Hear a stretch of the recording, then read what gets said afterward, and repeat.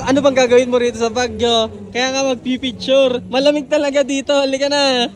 Nanginginig ka pa. Ano yung na-expect mo sa Baguio? Ha, mainit. Kaya nga nagpunta ng Baguio kasi alam nyo ay, sabi ko halika na. Oh, ayan oh, sa sobrang lamig. Sabi niya sa akin, mamaya na. Ang lamig-lamig oh. Ay sabi ko sa isip-isip ko, bakit? Saan ba tayo nagpunta? Dudang?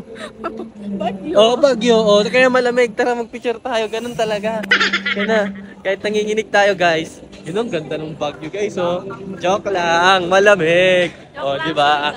Joke lang sinigangs. Oh. Fuck, ganers. Ha, lamiis dudang. Naalala. Sa siyang i-attract sa lamig wala. Joke only. Joke only. Malamig. Ano yun, may katedral doon, no? Ang layo naman doon, no? Ano yun, katedral ba yun? Ayun, yung kulay puti. Ay, oo. Katedral ba yan? Grabe, ang lamig. Ayun nga tayong famous sa Baguio, eh, ano? Yung puro bahay na yan. Hindi, wala yung kulay-kulay. Wala ba yan? Doon na sa banda. Wala ba yan?